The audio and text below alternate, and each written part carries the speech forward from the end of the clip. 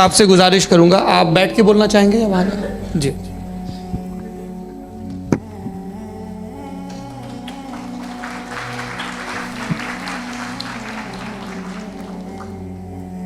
पहले तो मैं मुफ्ती साहब को एक अच्छी खबर देना चाहूँगा कि मेरी नॉलेज साइंस के बारे में बड़ी मामूली है, तो आप फिक्र ना करें उसकी, लेकिन कुछ कॉमन सेंस है मुझ में।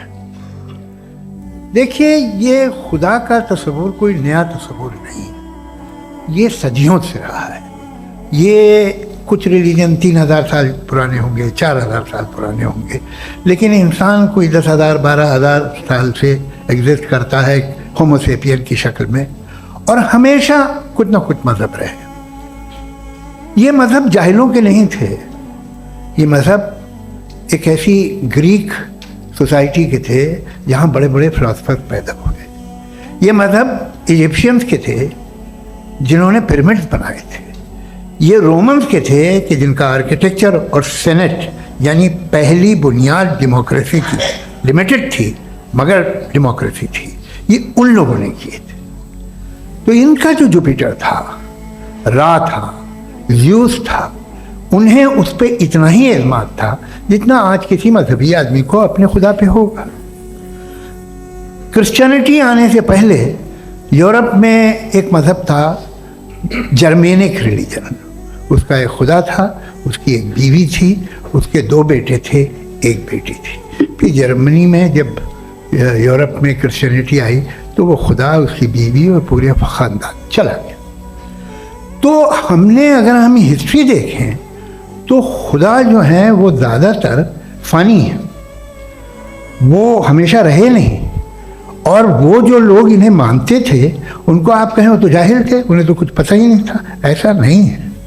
वो अपने वक्त में बड़े काबिल लोग थे और अपने वक्त में उन्होंने बड़े बड़े काम किए हैं, फिलोसफर्स थे, साइंटिस्ट थे। लेकिन उनका मज़हब कहाँ गया, उनके खुदा कहाँ गए? आज जो खुदा हैं दुनिया में लोग उन्हें मानते हैं। आपको क्या मालूम कि कितने बरसों के बाद क्या होने वाला है? हम यूरोप में देखते हैं तो चर्च खाली हैं। तो वक्त के साथ चीज़ें बदलती हैं। जहाँ तक इसका ताल्लुक़ है मज़हबों का, हर मज़हब आपसे एक चीज़ मांगता है, फेथ। ये फेथ क्या चीज़ होती है? What is the difference between faith and belief?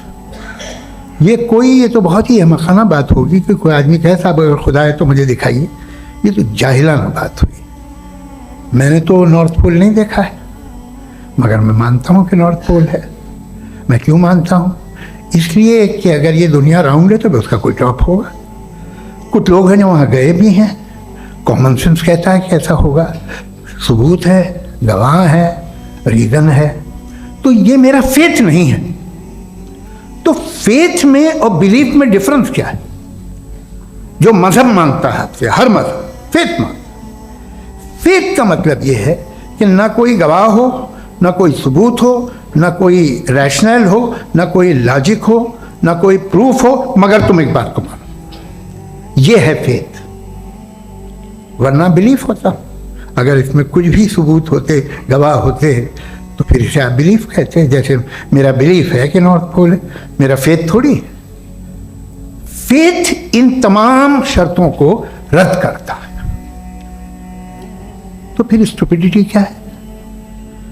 अगर मैं एक बात ऐसी मानूं जिसकी ना कोई लॉजिक है, ना कोई रैशनल है, ना कोई प्रूफ है, ना कोई गवाह है, ना कोई सबूत है, और मैं उसे मानूं, तो ये स्टुपिडिटी हुई। इसे ही भाई कल को मैं यकीन कर लूँ कि एलॉन मस्क जो है मेरा भाई है, तो मुझे इंतहाई खुशी होगी, सुकून भी बहुत मिलेगा मुझे। लेकिन और कहे भाई क्यों मानते हो, क्या सबूत है भाई, वो तो अमेरिकन है और तुम तो इंडियन हो, वो तो नस्ल अलग है, तुम्हें कभी मिले भी नहीं। साथ देखिए मेरा फेथ है, इस पर बात न किया। फेथ का मतलब ही यह है कि आप प्रूव नहीं कर सकते। अगर आप प्रूव कर सकते हो तो फेथ की जरूरत ही नहीं, फिर तो आप बात करेंगे, आप कितनी बहस कर लीजिए। अल्टीमेटली दुनिया का हर मजहब फेथ पे टिका है, और फेथ का मतलब है एक ऐसा यकीन जिसका कोई सबूत, कोई गवाह, कोई रैशनल नहीं। अब आप ये कहें, क्या आप ये क्यों कह रहे हैं कि साहब ये कायनात किसने बनाई? कमाल ये है कि आपने बताया कि एक आइलैंड पे गए और एक बॉल देखी। आपने ये नहीं कहा कि आइलैंड किसने बनाया, आपको सिर्फ बॉल पे हैरत हुई। हमने आइलैंड पे हमने हैरत नहीं की, होते हैं आइलैंड। इसी तरह ये आइलैंड है, सितारे, ये गैलेक्सीज, ये सब आइलैंड हैं, खला में। हम उन्हें टेकन फॉर ग्रांटेड लेते हैं, हम पूछते नहीं किसने बनाए। आपने जजीरे के बारे में भी नहीं पूछा है। मेरी पैदाइश कैसे हुई? क्या मैं प्लान पैदा हुआ था? I was plan to be born, या एक लकी स्पर्म था जो किसी एग से चिपक गया? मेरी पैदाइश रैंडम। और इंसाफ जिसे आप कहते हैं, इंसाफ का तो नेचर से कोई वास्ता ही नहीं। जो आप कहते हैं कि एक दिन इंसाफ मिलेगा, इंसाफ is a human concept. Nature में कोई इंसाफ नहीं। अगर शेर हिरन को खा जाता है तो उसे कोई सजा नहीं मिलती। अगर एक आंधी आती है और हरे भरे पेड़ों को उखाड़ के फेंक देती है तो आंधियों की जेल नहीं होती है।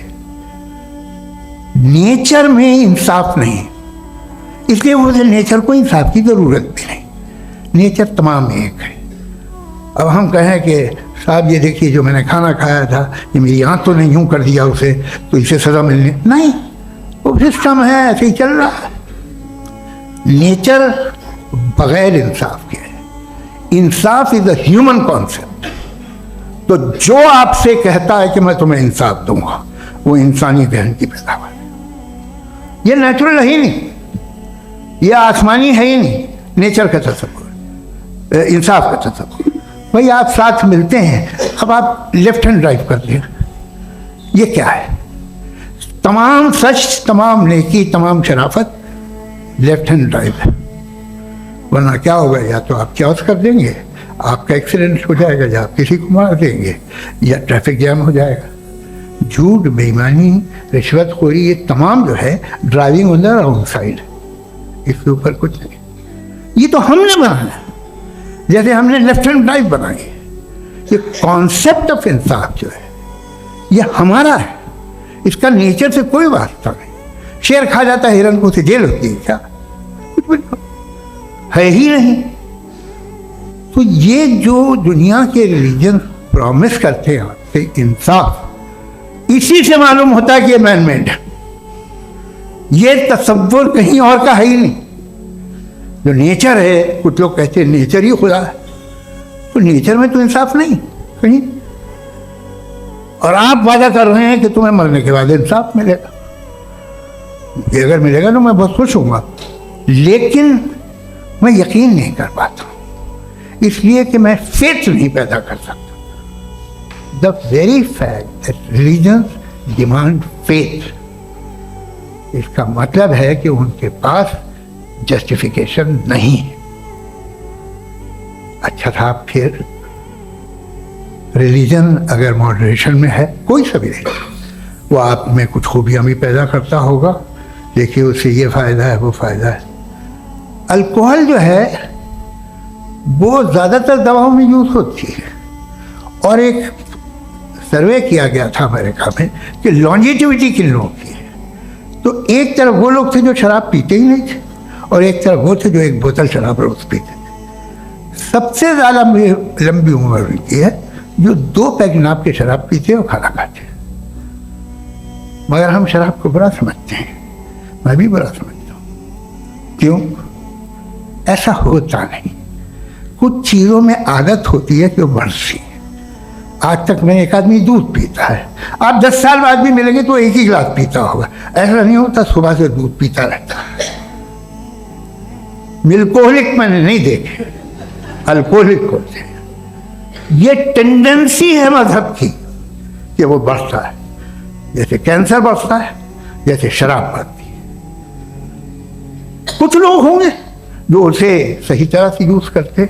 मुझे यकीन है कि हमारे मुफ्ती साहब भी उनमें से एक, इनसे बहुत खुशी हुई मुझे इनसे मिलकर। लेकिन कितने लोग हैं कि आज आप देखते हैं दुनिया में जो तबाहियाँ हैं, इनमें कितना हाथ है उन लोगों का जो बिलीवर कहते थे मजहब ये नहीं कहता, ना कहता होगा, मगर जब ये मजहब पीते हैं तो ऐसे बिहेव करते हैं। थोड़ा सा अगर हो तो शायद बहुत अच्छी बात, लेकिन शराब थोड़ी सी नहीं रहती, उसमें टेंडेंसी है पहले। थोड़ा सा अगर 2-3 कैंसर के सेल हो ना बॉडी में तो आदमी सिम रहेगा, लेकिन वो 2-3 सेल नहीं रहते, वो मल्टीप्लाई होते हैं। जावेद साहब टाइम पूरा हो गया। टाइम हो गया तो बस बात खत्म हो गई। अच्छा, मुझे कुछ और कहने को था भी नहीं। जी, मैं पहले जवाबी दौर के लिए इनवाइट कर रहा हूँ मुफ्ती साहब को। Your rebuttal round 1, you have 7 minutes.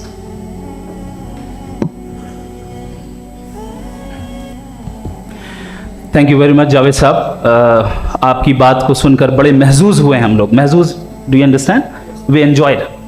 Okay, अब थोड़ा सा लॉजिकली उसको हम लोग ये दरअसल हम लोगों ने कल गुजारिश की थी मुफ्ती साहब से भी, जावेद साहब से भी, कि हिंदुस्तानी ज़बान आम फहम सबको समझ में आ जाए और जहाँ कहीं आप मुश्किल शब्द इस्तेमाल करें वहाँ बताते भी चलें। Thank you. तो सबसे पहले हमारे रिस्पेक्टेड जावेद साहब ने हवाला दिया कि खुदा फ़ानी है।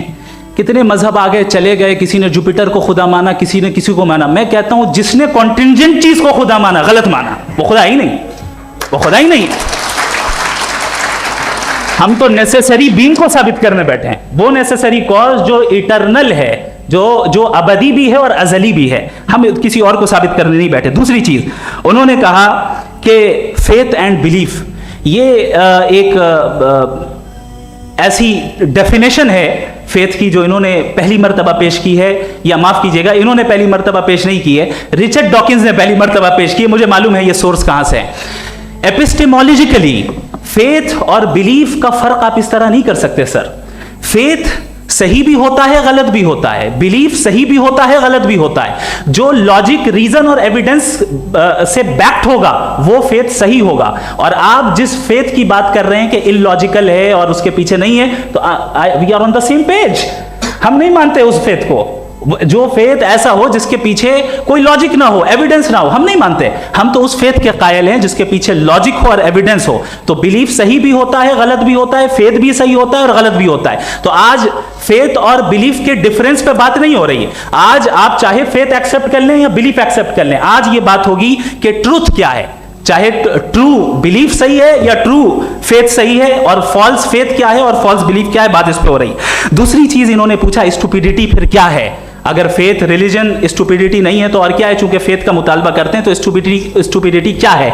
मैं कहता हूं स्टुपिडिटी एथिज्म है। उसकी वजह यह है कि आप एक सड़क पे जा रहे हो और आप किसी गार्डन में जाएं और देखें वहां लिखा है फूलों के साथ I love Javed Akhtar, and I really do, I love you sir. So जब आप वहां पर पहुंचे तो वहां पहुंचकर अब ये बताएं, क्या आप ये कहेंगे वाह व्हाट अ नेचुरल सिलेक्शन?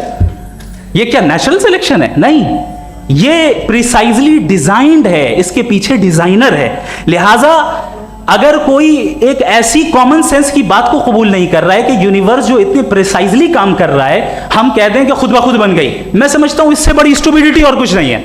ये इरैशनल चीज है। फिर हमारे सर ने कहा कि आपने बॉल पे फोकस किया, आइलैंड पे फोकस नहीं किया। अरे आइलैंड को किसने बनाया यही समझाने के लिए तो बॉल की मिसाल दे रहा हूं।